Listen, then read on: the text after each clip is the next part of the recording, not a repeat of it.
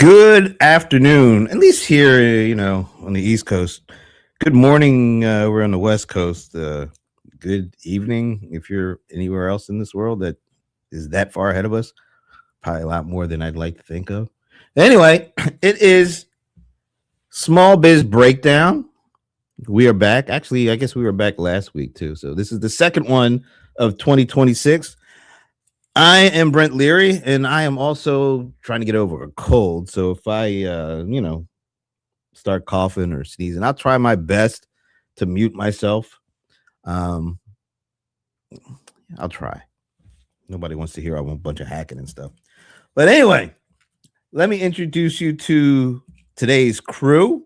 As usual, we like to start from the furthest west and traverse our way across the whole grand US of A. And as usual, we would like to start with saying hello to Leland in Oregon. Hey, Leland. Hey, Brent. I feel you. I got a cold a month ago, and I'm still trying to get over it. Yikes. That how are you trying hard enough there, Leland? It sounds like Yes, my family can attest. I will sneeze and I will cough very loud. I'm trying. Okay. Well, nasty little bugger. Let's see if there's better health in the heartland. How do you like that? Was kind of nice transition. Yeah. We go all the way to Gary, Indiana, home of some really famous people. And also Pierre. Now, Pierre, how do you pronounce? I want the official pronunciation of your last name, because sometimes I seem to go back and forth. I say Du Bois. Pronunciation is Du Bois. A lot of people will say Du Bois because they figure, okay, French background, what have you. But to be honest with it, I don't have a Haitian background. I don't have a French background, and there's a little bit of disconnect in my dad's family. So I just keep it with the American Du Bois and roll with it. But you do have a background, so there's a background. It's better than this one.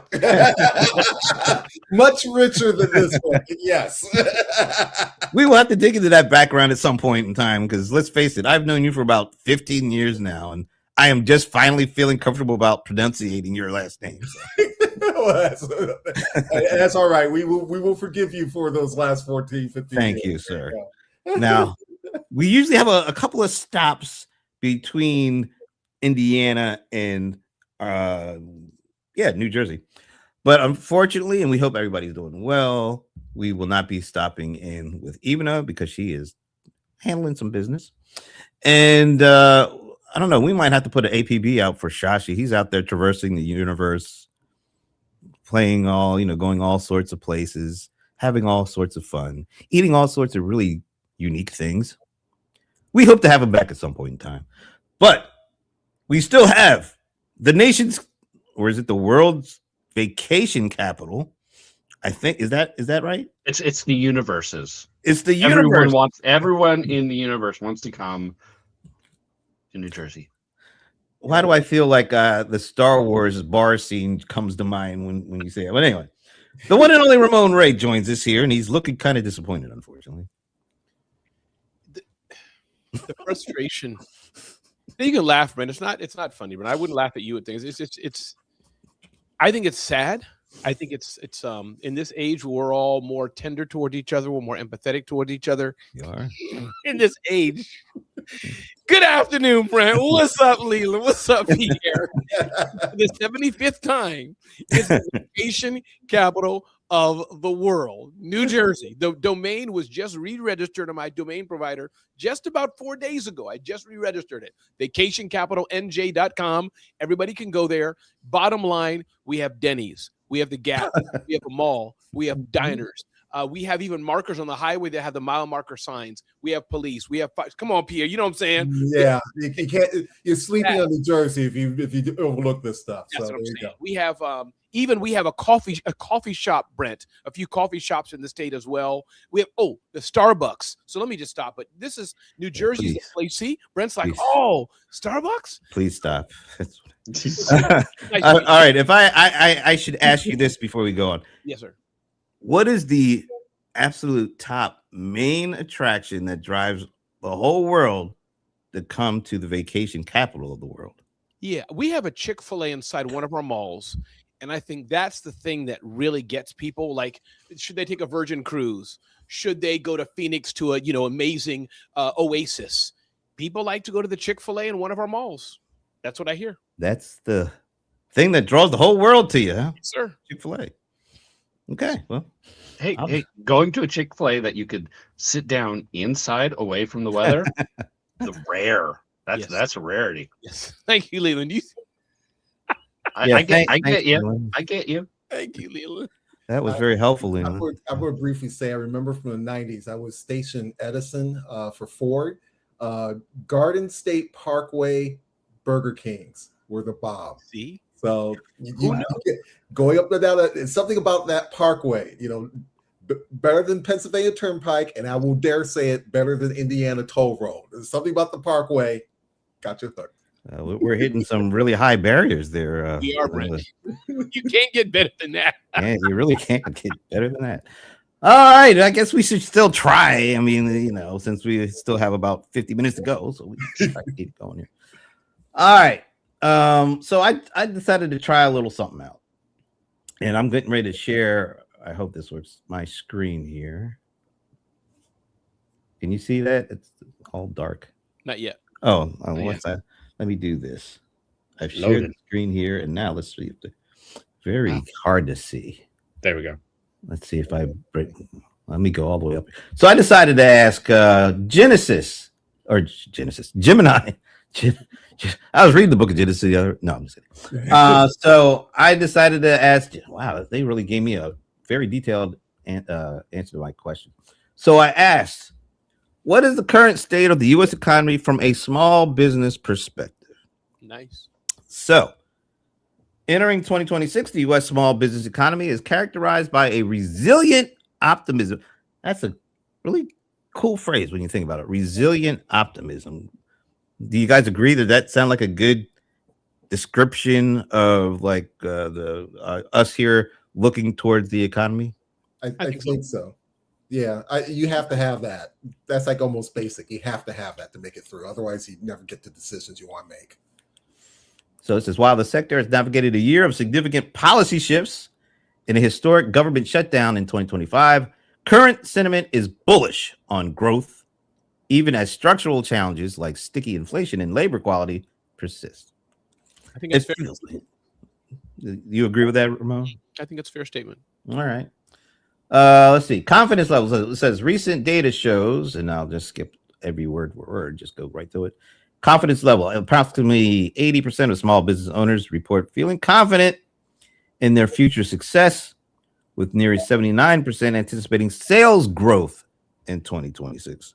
Does that describe your feelings, your confidence levels? It does. For my own small business, again, I think it's a barometer. It's interesting that I like this is gathering from millions of data points, whatever it is. But I like that you ask, how do we feel? That's what you have in front of you, right, Brent? So yeah. So for my small business, which is a sub, it's between the 500,000 and million mark. It's a small business, but yeah, I feel confident. And I think I've told you last year, Brent, as you've been asking the same question, I didn't feel that way before always. But yeah, as we enter 2026, talking to the clients I have, etc. I'm feeling I like that resilient optimism, and I feel good. Who else? I want to add. I think there's a. I'm going to add, and this may sound like an asterisk, but it's not meant to be. It's just I think it's just the way things are. I think there's an optimism. I think the challenge becomes different if you're launching something new versus having a lot of products in place and trying to figure out what the combination of products that would bring value to your customers. I think that's the part that people are starting to feel some confidence in. Like you could be, this is kind of a big box example, but like McDonald's, for example, they had to figure out pricing that would fit the consumer, like their $5 and $7 meals. They've rolled that out in the last year because their meals have gotten a little bit more expensive. But that has helped them to stay afloat. And I think for all of us, we have an opportunity. We're not as big as McDonald's, but we have a lot of products and services, and we need to have the right combination of things that will drive that success. I think that's the part that I think people are hopeful for, which is a good thing, I think. All right. I'm going to bring it back and go to the next thing. It kind of built in terms of the answer to my question. Let me see if I can bring that back up. And actually, I'm going to give it the full screen so people can actually read it this time. All right. I want to skip to the primary economic headwinds. Despite the growth mindset, Main Street is currently battling several sticky pressures. Inflation, still cited as the top concern by roughly 23% of owners. Tariffs, roughly 42% of small businesses report negative effects from tariffs introduced in 2025. That's actually a lot when you think about it, because it's only, when did it kick in? Like during the summer. So 42% are already feeling the impact. Credit access, while the Federal Reserve has cut rates, providing relief for about 53% of owners, smaller firms with fewer than 10 employees still report difficulty securing traditional bank loans, often relying on personal savings or credit. Are you guys seeing that? Are you feeling any of that? I think that it is harder for smaller companies to get loans. I know that I mean I've been in business for a year at this point, and I even just tried to get a HELOC, and they're like, no, we're not that confident in your numbers so far. It's like good numbers, but it's like it hasn't been enough time. There's a lot more pressure when it comes to, like, smaller businesses to make sure that the bank's going to be able to get their money back, because I mean, when you look at like the failure rate of businesses, it's going to be the smaller businesses, and so they're going to be a little bit more careful when it comes to that. I get it. I get why. Um, Inflation, though, I've been looking at the numbers, and it's sitting right between 3 and 2, but we had that big huge thing in 2021 where they went rampant, out of control inflation. And so yeah, I would imagine that it's a big thing on people's mind. It's like, if a person gets attacked, for the next few years, they're going to be afraid that they're going to get attacked. It's just a natural fear response. And so they got hit by inflation. So, for the next few years, inflation is going to be top of mind. I get it.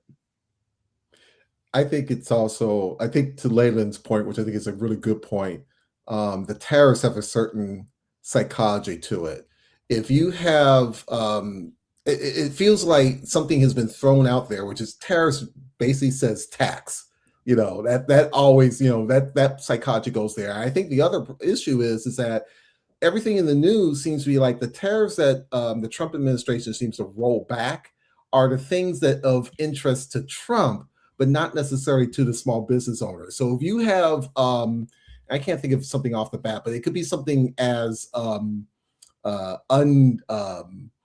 prolific as, let's say you are a auto supplier of parts, and you're finding that some of your parts that were coming from Canada now have a tax on them. And even worse, the automakers who are building certain vehicles in Canada, like Toyota, they build the Lexus RX in Canada. Those sort of things can scare you a little bit, because you don't feel like the administration is necessarily rolling everything back. They've rolled out tariffs, but now, and there's been rollback in some issues, but not on all of them, basically. So it can be a little bit, makes you feel a little queasy as a small business owner in terms of like, when is this really going to end? Do I have to endure this for another few years, or is there going to be something that will change sometime too? Volatility doesn't sit well with businesses a lot of times, and this is kind of one of them. Okay, so let's go to 2026 emerging trends. Let me bring this up, see if this jives with you guys. There's one number in particular I'm really interested in getting your take on. All right, so this is the emerging trends that Jim and I saw coming for 2026 as a part of my question, or prompt, I guess, whatever you want to call it. All right, AI integration, shifting from testing to embedding. Here's the number. 96% of AI using SMBs plan to increase investment this year to drive ROI in HR and accounting. I know nobody's accounting, or focus, at least I don't think you guys focus on it. Are you seeing any of that? Like, do you feel like that is something that sounds right to you guys? Yeah, for me, 100%. And Yeah. Brent, you know, we're not on the screen, but 100%. I think that yes, you know, and again, for my small business and also what I'm seeing for other people, I think that you know it's quickly moving. We don't talk about, hey, Leland, I'm coming to your hotel. Do you have the Wi-Fi? You know, meaning the Wi-Fi, like you know, Wi-Fi when you said it back in the day when it was special. Or hey, Pierre, do you have? Can I go to the fax room? No, AI. It's if that's what it meant, embedded. It's quickly. You know, Gemini made their big announcement how they're embedding it more into its gaga crazy over AI in it. Zoho's making their Zia announcements embedded. So I think it's quickly becoming where it's no longer just cool and ooh, watch, I can turn lights on. Oh, it's quickly moving to it's a given. And I think that this goes back to kind of like cameras in cars. Now I have an older car, you know, so I have a different experience. But I have camera in my car, but it's not the latest car, like, you know, all the LCD screens. Point I'm trying to get at is that it's like cameras in cars. Our kids now, part of the learning experience is that you drive safely, look at the camera. Nobody says anymore, look around and all that. No, look at your camera, listen to the beep. When the yellow indicator turns red, stop. It is what it is. Technology is evolving quickly. So that's Ramon's right on this. I think and I like the analogy with the backup, by the way. I always kind of wonder about that with the cameras and how, you know, how frequently are people really looking over the shoulder? And for AI, I think we're not quite there yet, but I think what's interesting is we're going to see more of what's called context engineering. This is where we have AI models operating with devices, and this leads into MCP, Model Context Protocol. This was a protocol that Anthrop, who owns Anthropic, thank you. I always say Anthrop and then forget the ick. But Anthropic, we'd like to forget the ick there, Pierre. Yeah, they launched MCP, and they kind of in 2024, it kind of started to spread through that year and through 2025. I think we're going to see the fruits of that, and I think tying to the idea of return on investment, I think this is where people are going to really look for. Hey, I'm using AI. I'm looking for how to network my devices or network my software, and I need to see a return of this pretty quickly. And we're going to see some struggle with that. I think just, you know, like Ramon had indicated, there's a point where technology feels new, and it's also about giving yourself a little bit of break on how much you have to iterate to make adjustments. And I think that part people learn to adjust, you know, to get to use what Ramon had talked about. They have to get used to the camera being in the dashboard now, whereas they probably grew up without it. So we're going to see a little bit more of that adjustment and more discussion about context engineering. So I'm behind that number. And Pierre, I just want to add, going to the camera analogy, we can, you know, beat it dead horse, but I think it's very appropriate, Pierre, because again, for me, since I have an older car, I have the camera, but it's, you know, it's a simpler version of it, right? Not all the fancy stuff. When I've rented or used the higher end cars, it's kind of been training me, and I'm like, oh, I do trust it. I still glance, but you know, when you want to get to the left lane or right lane, oh, it's there's no light on my mirror. It may sound funny to those who have a more modern car, but you know, I drive different cars. There's no light in my left lane mirror.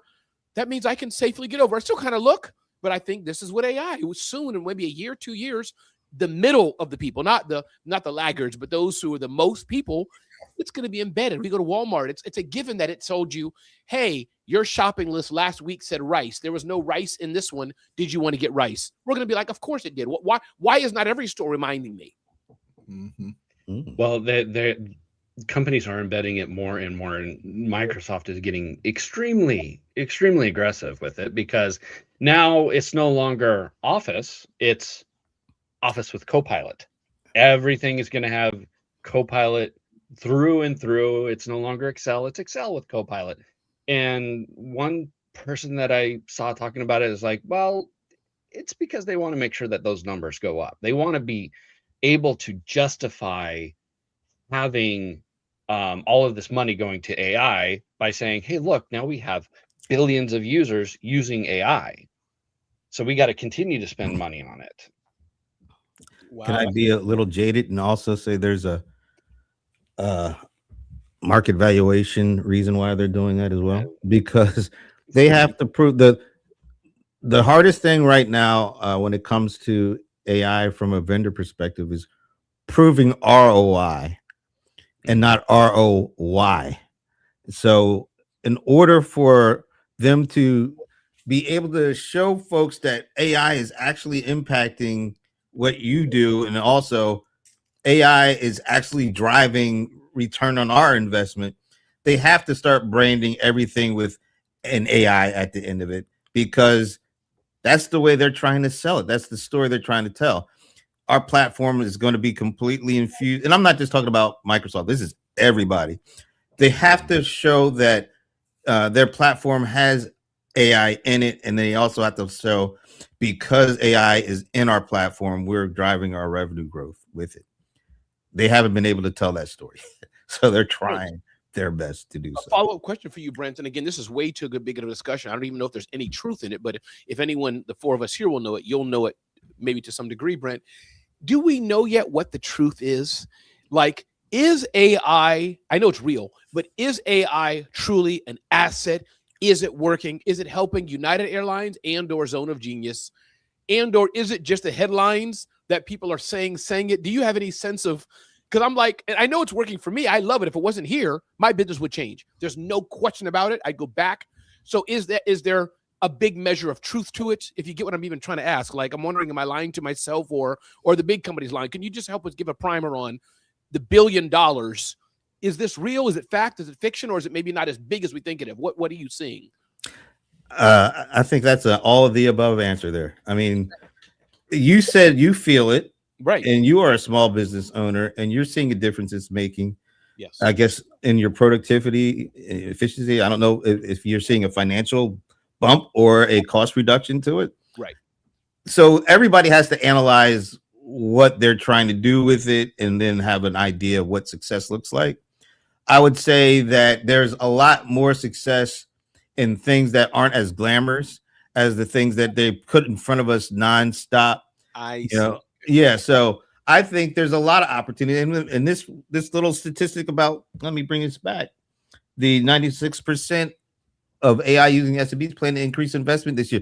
They wouldn't do that if it wasn't doing something positive, right? I mean, that's just, now the thing that I wanted to point out in this 96%, and you notice the phrase of AI using SMBs.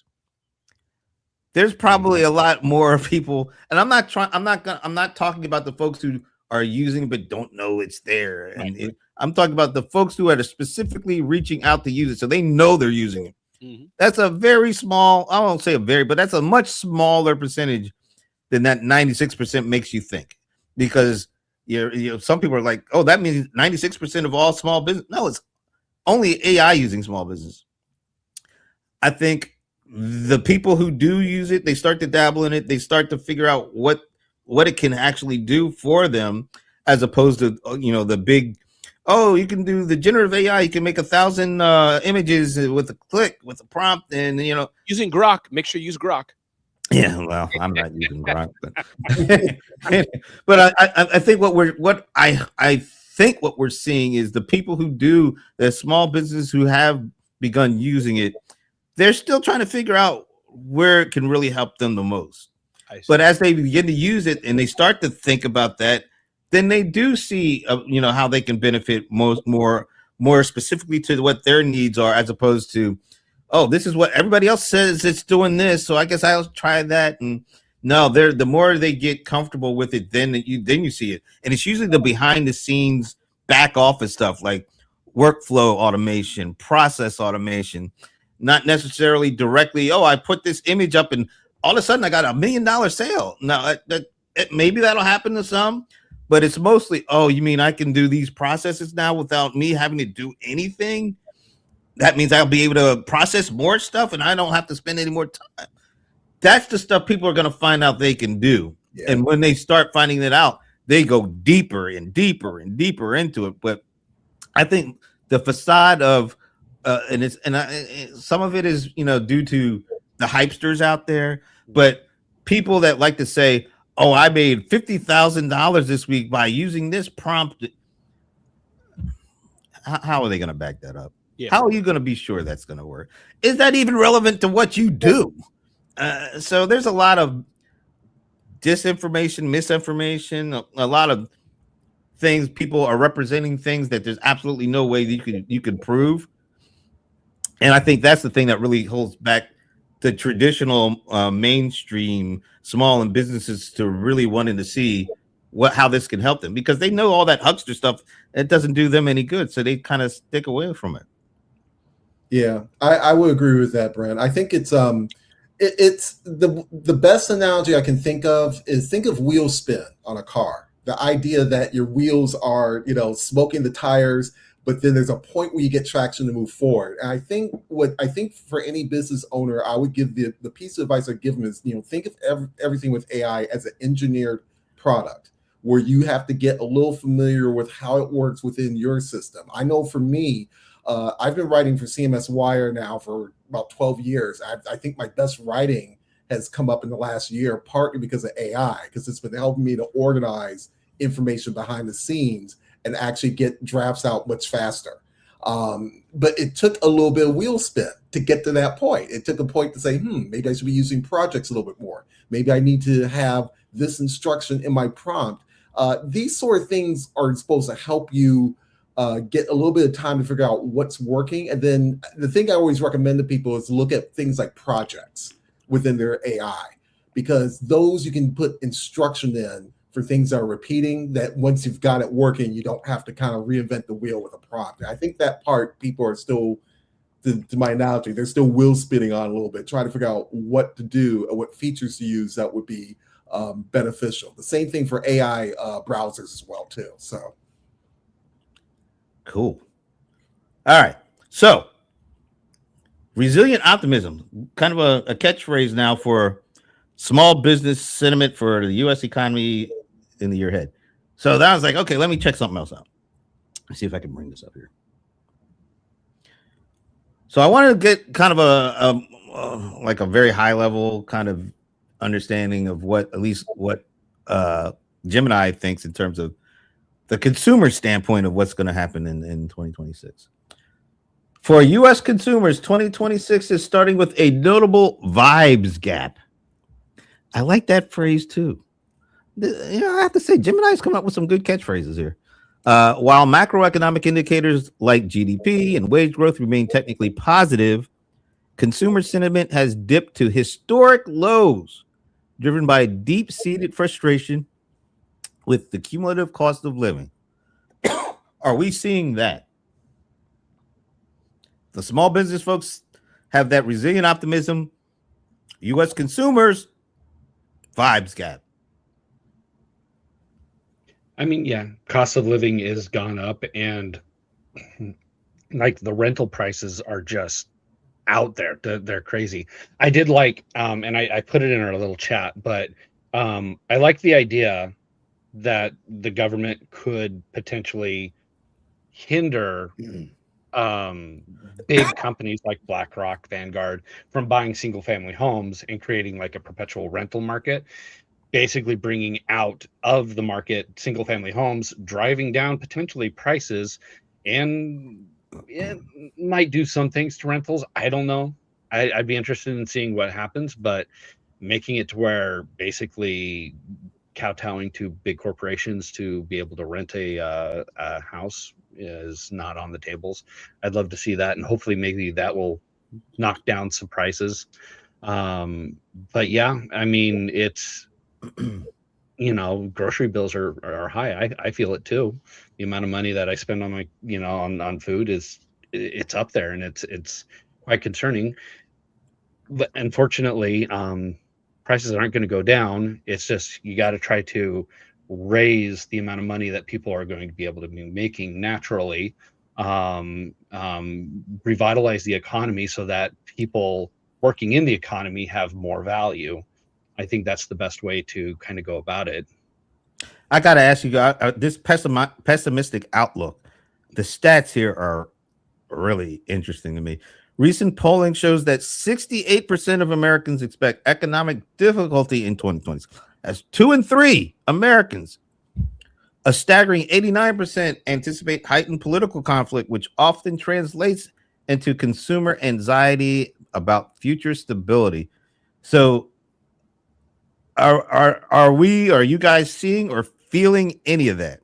You know, Brent, let me answer it this way, and my wisdom that I try to bring here. Pierre's not benefited from this wisdom. I don't think him and I have shared this stage too much together. He's been here when I've been here and vice versa. But the wisdom I want to bring, Brent, what I think you're doing so astutely, I don't even know if you know you're doing it.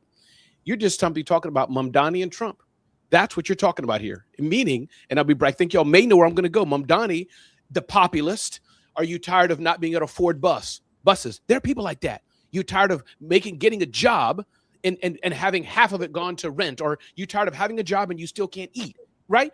That's the Mamdani. That may be the vibe part, if y'all feel what I'm trying to stitch together here. Trump is like, hey, there's plenty of wealth. Let's crypto, Bitcoin, whatever. And forget the politics of it, but he's like, let's build real estate. I'm America grade tariffs. So that's just when I heard it. You said, Brent, I think it's two worlds. Us, even us business owners, I can slide my credit card, do my thing. It's a tax write-off, invest in it, get the money back. My wife in the same house, she don't have that vibe when she's buying chicken wings or broccoli. It's like, oh, prices are going up. So it's just in the same household, two perspectives. The business owner, the entrepreneur, my money's an investment. Oh, I lost it. Let me get it back, get more of a line of credit, whatever. But the regular people, my cousins, my aunts, those who are working a regular job, it's I'm paid and I got to maximize this dollar. So that's, I think, of Mamdani Trump when I hear. I love that analogy, Ramon. I love how you brought that in there, particularly about the perspective. I think it's also onus on business owners to not, while I think we should be optimistic, I think you should always be optimistic. If you're selling pens, you need to be optimistic that people will write despite that there's AI and people will be on a keyboard. That is part of the job. Yeah.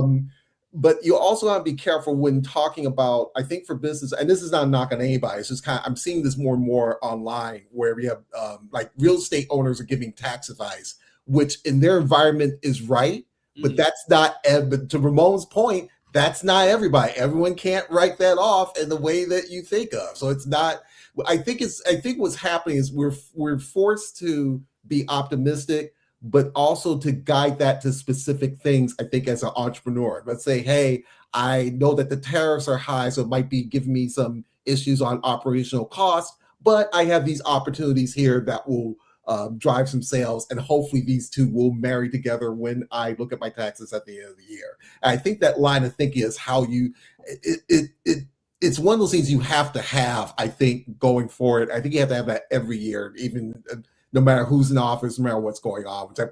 But be alert on, keep your head on a swivel about how people are responding to that and how you give the message to that as well. I think that there is a, it's easier to be optimistic when it's easier but harder to be optimistic when you're a small business owner, because you have a large degree of control over your financial future. And so it's like, if you want to make more money, you go out and you hustle more to be able to make more money. If you're stuck in a 9-to-5 job, your pay is set. You could potentially make more money through overtime, or a second job or a second gig. But it is a lot more locked in. So I can see, like, from one perspective, it's like, oh yeah, I can see financial troubles because I know that I'm going to be making this much money. I know this last year I had to put groceries on the credit card and I only got myself a 3% raise, and that's not enough to be able to cover the cost of the extra groceries. So, the wife's going to have to get a job, or I'm going to have to do Uber at night and be able to make a little extra money. Where the small business owner goes, okay, what if I expanded? What if I opened up a second shop? It's gonna be risky, but I could probably come out and make more money. Yeah. Yep. No, Brent, and Leland, I think that's exactly, that's it. That's exactly what I'm saying. I think you said it. It's the two dichotomies, the hope of, let's do another venture, let's do another thing, let's try it. And then the reality of groceries is nothing to do with taxes or business. It is what it is. So love it.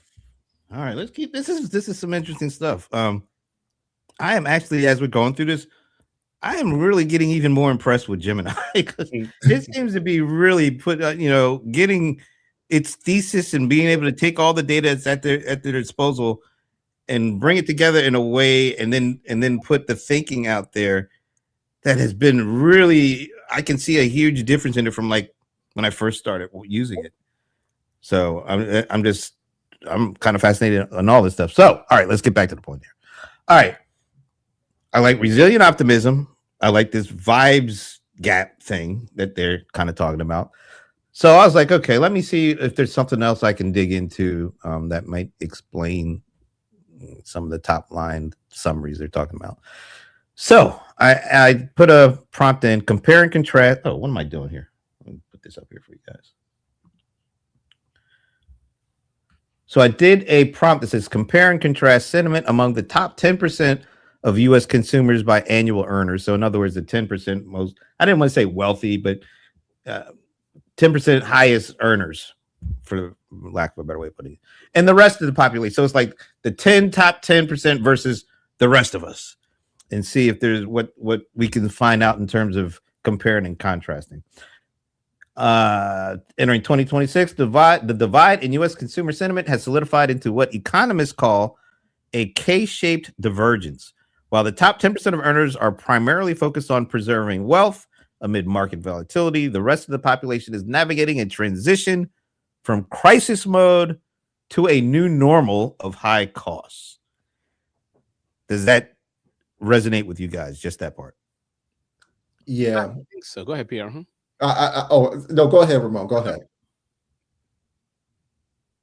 Okay, yeah. So I think yes. The answer is I think is yes, but I don't know if I'm biased because I just heard a Wells Fargo economist say the same thing about the K-shape. So I have to wonder what's reality, what I'm hearing, what's biasing my opinion. But I think so, and I think Brent, I'll just go back to what I was saying.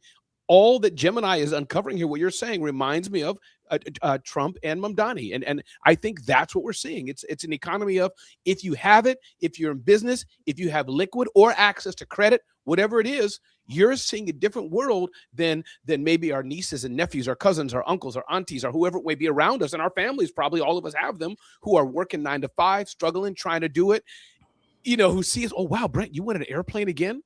For us, it's like, yeah, I mean, yeah, okay, but they're like, I've never been in an airplane before. So that's what I'm seeing here. I think this K-shaped is real. It shows the world of two different economies. So let me kind of crystallize. Mamdani represents the folks who are focused on like day-to-day earning, going to work, basically making a living and building wealth through their work. Let me edit. Not building wealth.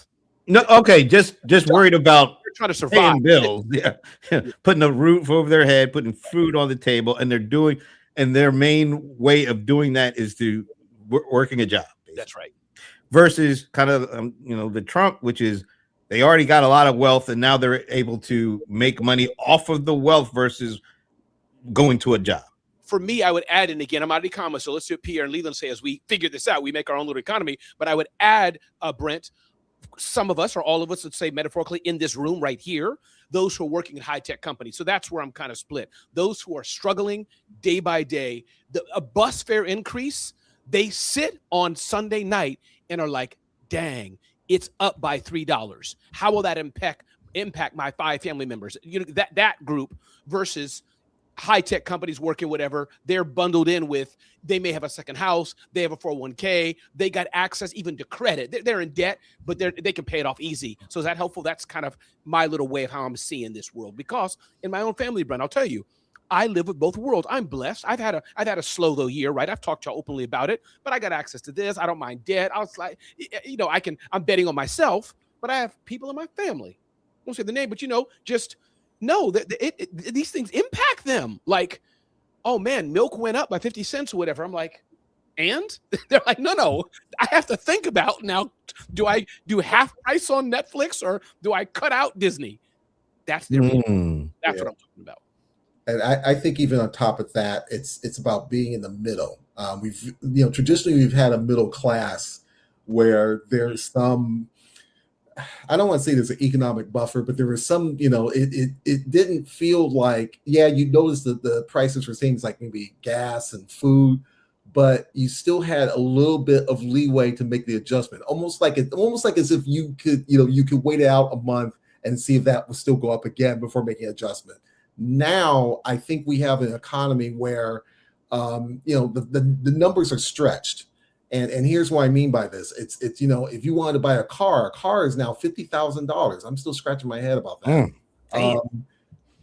There's people who are literally priced out of buying a car, yet they're living in areas where they don't have great public transportation.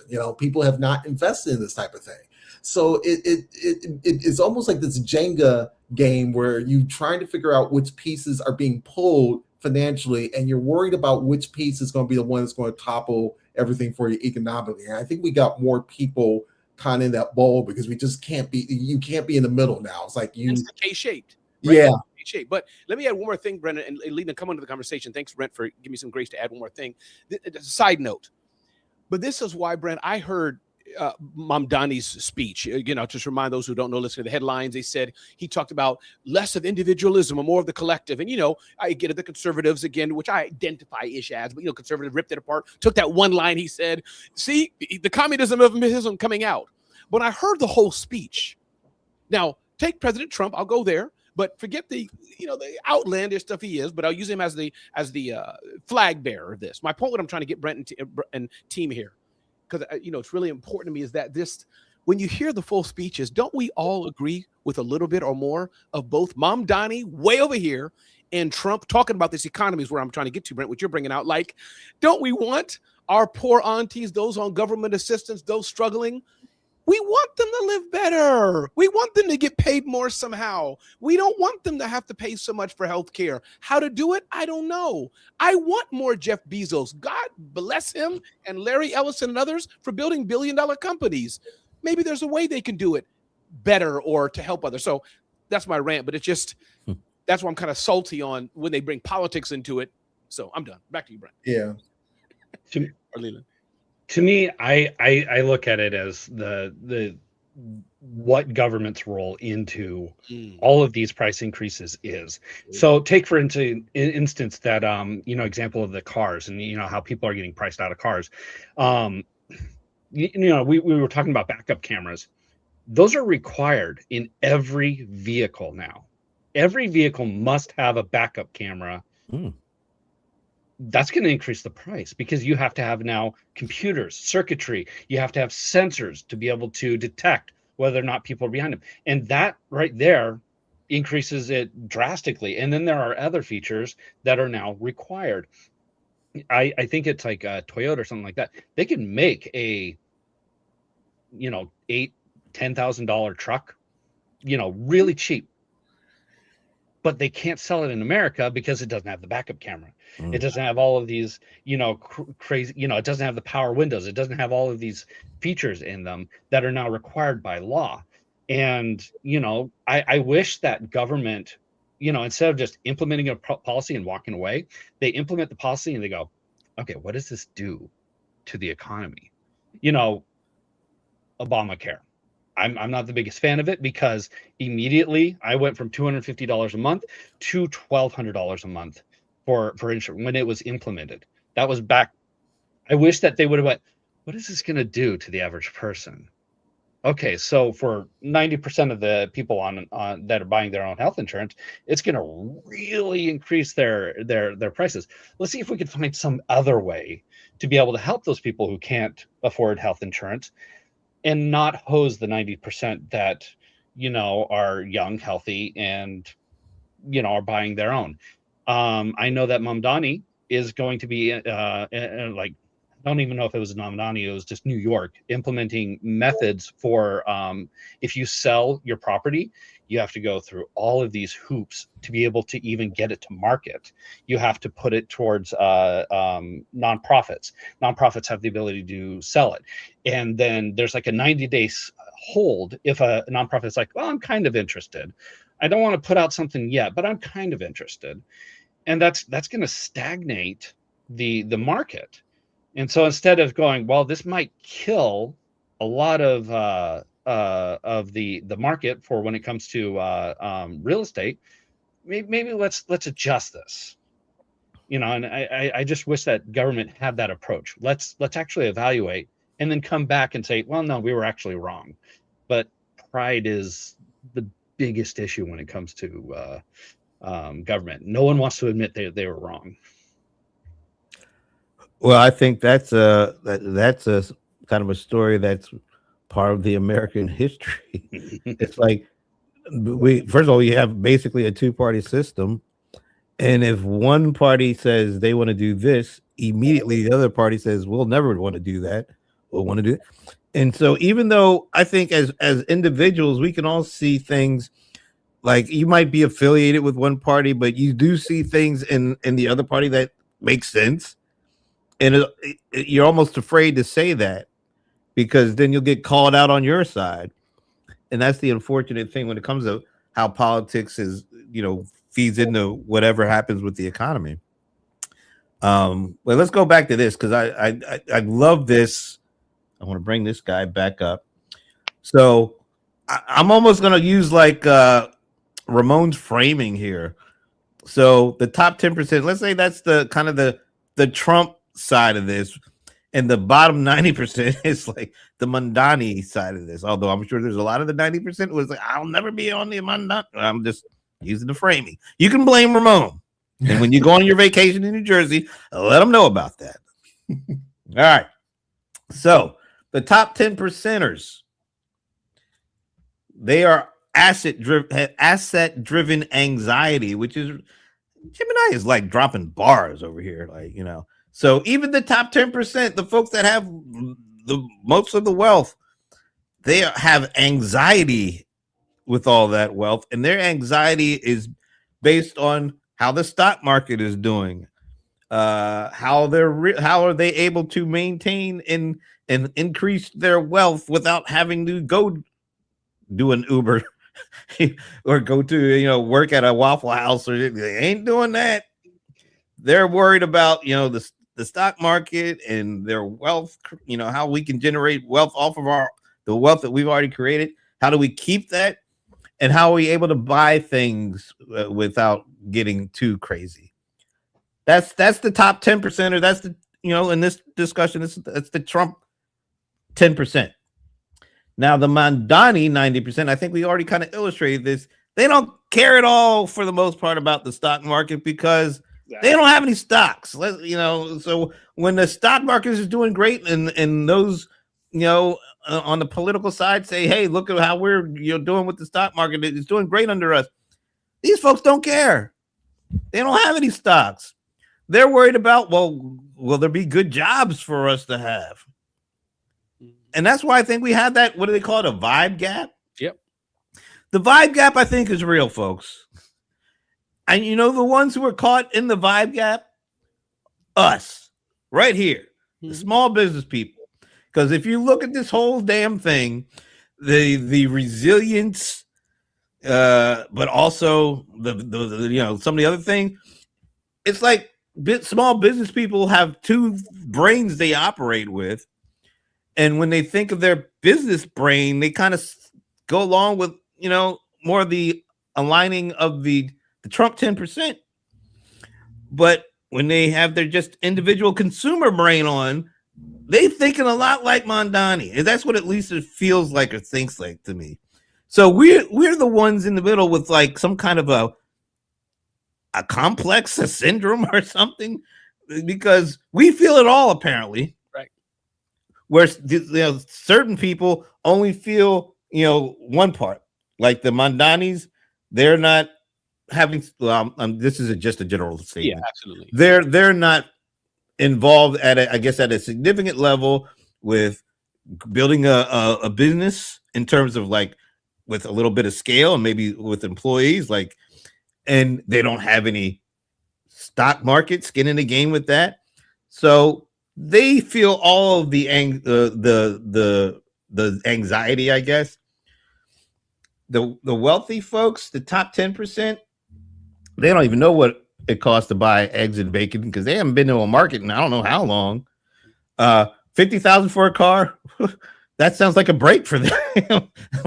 Only $50,000.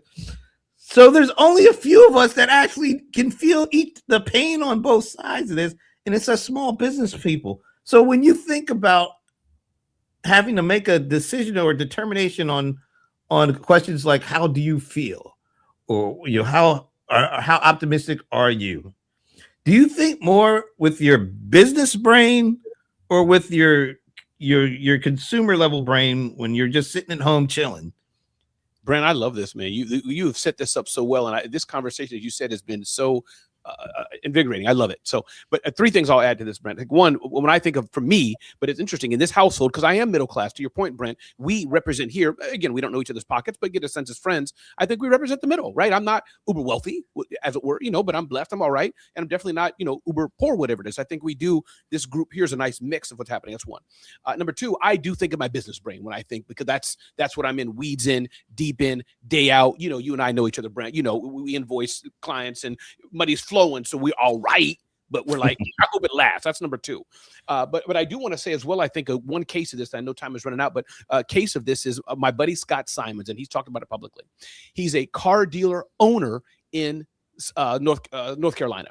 Point I'm making is he's a multimillionaire. He just bought a car dealership. Ding, ding, bought a car dealership.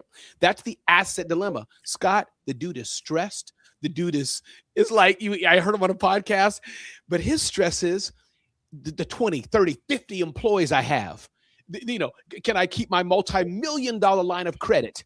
How do I buy the second, third, fourth dealership? His stress is just as stressful as maybe Leland's, whose stress is just as stressful as maybe one of my relatives who's below the poverty line, if you get what I mean. So I think Gemini, to you guys, you credit, was right, did a great job. But this is what we're seeing. Scott's a multimillionaire, but he has the asset, that word you use. He has anxiety. Anxiety. And if it all burns, his family will be fine.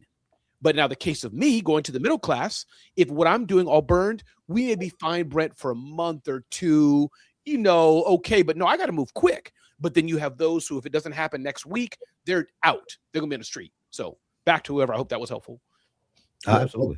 Definitely. I think part of it too is we've been told, I'm not knocking stocks, don't get me wrong, but we've always been told that our 401ks were important for retirement, which I think is a different point from not only, I'll say from my parents. I have my dad's deceased now, my mom's 96, but they came up in a generation where you work hard, work, you're done, there's a pension, there's Social Security, and you're set. I think all of us were all at the age where we've heard 401k. And while that's not bad, it introduces volatility. And that's something that people are not, at least I hope you're not, trying to measure like, my stock price went up or went down. You'd be depressed if you followed it that closely. But it's something that I think people don't always know how to manage. Like maybe I need to change asset classes. And when you are changing asset classes, it's not always easy. It's not, it's not always an easy, I got $1 million. Let me buy this new dealership. There's always a process to it. And we're probably going to see more of that because of crypto at some level. Just because people are figuring out as you digitize these assets, there's now all this opportunity for people to purchase something. But I think the volatility is what scares people a lot. And I think there's a little bit of catch up that we have to do to get people involved. But at the same time, we just have we have a number of people that just don't have assets like that, basically. I mean, I've even seen people trying to trade on cars that are, this is when you go to like 60,000 and above. Some people have had like $100,000 M3s and the special edition Corvettes, and they're trying to trade it like a stock. And I'm like, it's a depreciating asset. The minute you roll it off the dealership, you've lost money. And to what I've been pointing earlier, it's a large amount of money because it's a huge scale. So I think there's a little bit, we have work, I think there's a generational work. So I don't know if there's a clean answer, but I think it's about, how do we manage these asset classes to work for us? And I think that's the part we're going to be struggling with for a while. I think that there is, we're talking about like the 10 and the 90, but I think that there's an element of like a nice good chunk of like 40% in the middle, like from, because I just looked it up and it's like the threshold to get into the top 10 is $150,000 a year, which, I mean, depending on where you live, could be a lot of money. It could be not enough money to be able to even make rent. California, right there, Leland. That's New York City, the Northeast, and California. Yeah. And so, I mean, just look, because like 150,000 here is like, you're king, you're golden, you're doing good. I know that if you're in the Bay Area and you're making $150,000, you're not even be able to get a shoebox for that. You're below the poverty level. And so I think that there is this, this chunk in the middle, 40-50% or something like that, who've, they're not in the poverty level. They're making, they're two income home, they're making $100,000 off of the two income or something. They maybe got a 401k, both the people in the household, they got a 401k. And so stock markets do, affect them. And it's like even my mother-in-law, she, invested a whole bunch of money right before the crash in 2008, and she thought she lost it all, and then it recovered. And now she's able to retire off of the money that she invested back in 2007 or something like that. So I think that there's those individuals that kind of live in both worlds, and I guess that's where you kind of get that independent market from. And so there's anxiety all around, and it just depends on where your sector is. You got the anxiety of the people in the lower class who are living off of government assistance and are worried that those are going to go away at some point. You have the people in the middle class who are just like, well, if the economy just goes a little bit awry, I'm going to struggle. I may not be like out of my house or something like that, but I may have to cut Netflix as well as Disney Plus, because I just can't afford both of them.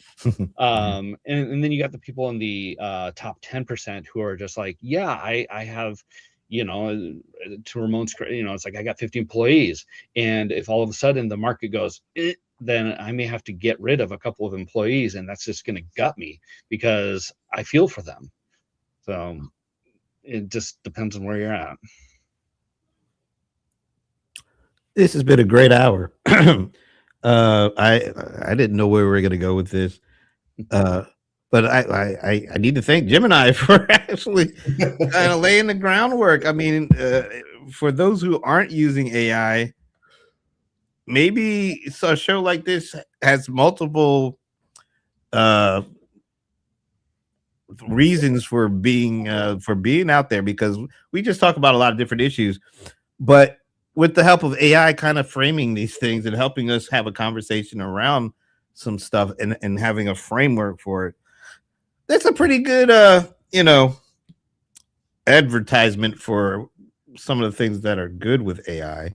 Yeah. Maybe it helps you think about things that you didn't necessarily know that you needed to think about, and provide some different kind of, I mean, we all need some different voices to learn from, because a lot of us kind of stay in, locked in with what we already know, and and then we harden our stances on these things that we already know.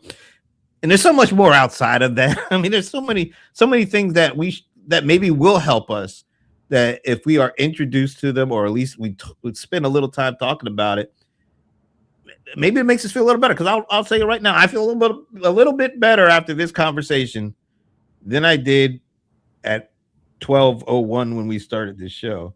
Now, I don't know if that's going to lead to anything, I really don't.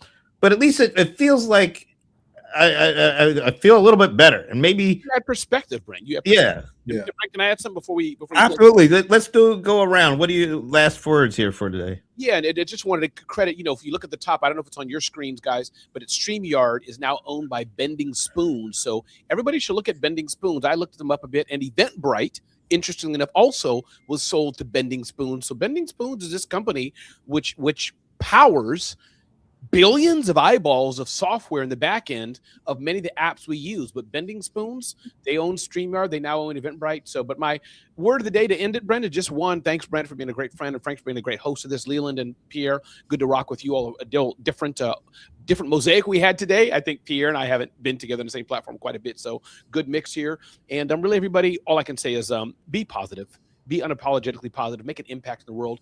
Let's all do our best to be a good person. There's enough idiots, angst out there, evil people. But if the few of us rise, we can all be in the top 10% or in the top 99% of being good. And I really mean that. Turn behind and smile at somebody, not in a creepy way. My father died 26 years ago. My mother recently passed away. So families with small kids are a big deal for me. So Brent and Leland and B, I'll be on a train like this. I mean, you might not want to be looking with the mouth open. They think I'm a creep, but I'm like, no, I love your family. Like your little kid looked amazing. So, listen, everybody. Pierre, I'll tag you next. But it's been great to be here. Let's be positive and just make the world a better place. Thank you, Pat, by the way, and Alan for being with us. There. But Pierre, talk to us. Okay, Leyland and Ramon, thank you so much for all the insights you guys gave, and of course to Brent for always bringing us together and all of us together. Basically, Brent has been the quarterback that you just got to have on your team if you're going to get to the Super Bowl of conversation. So yes, I did see the Rams in there. The real thing, I think Ramon's right. I think you have to be optimistic. That's part of when you put up a shingle and say you're a business owner, I think you have to be optimistic. I think the thing is always doing it. I think you have to find what are the things that are that silver lining, what are the things are the sunshine, and what are the things that it might be work that needs work, and you admit that need work, but there's some hope in trying to get that out of the mud. I think you have to have that always going through. And I think this discussion showed that there's a lot of things that, two things can be true at the same time for a lot of things in terms of sentiment. But with that, your job as a business owner is find the way to mesh that together. So that way it brings a benefit to customers that you work with. I hope that you find plenty of that opportunity for yourselves during 2026. Leland. Yes, it is it's wonderful to be with such great people. I mean, the ideas that come out of this are really amazing. Sorry, 1 second, my mic cut off. Say what you said again. Say it again. Ramon, Pierre, you guys bring some really great, really great ideas, points of views. It's really awesome. And Brent, thank you for leading this. My final words would be, if you're in small business, well, one, if you're not in small business, look for the market, look for the hole that needs to be filled in your area, and fill it with the skills that you've got. If you do own a small business, don't be complacent. Don't neglect what works. Make sure that you're able to continue making money, but don't be afraid to expand a little bit. Add in another person that can do another task, another thing. Try different products in your store. Try to expand. Don't just be a one note business. Add in a little bit more and a little bit more, and don't be afraid to expand, because there's always the chance that if you stay in that one little element or two little elements, they could go away, and then you're stuck. Oh. Wow. Good way to end things. And by the way, thanks to Alan and Pat for joining us today. And hopefully we'll have our fellow show co-host, the cold one, the bold one, John Colder Ice Lawson, and even a Taylor from Magical Mystical Medina. I just like saying Medina for some reason. I don't know why. Nice little word. Anyway, hopefully you'll be able to join us next week too. Expand on this conversation. We never know where it's going on, what's going to happen, because every week other things happen by the time we get together again. So we like to talk about this stuff, and hopefully you like to join us in the comment section and help us flesh things out as well. So until next week, we hope you have a great weekend. And if your team is playing in the playoffs, unless they're playing with the Rams, good luck to you. We'll see you next week. Take care.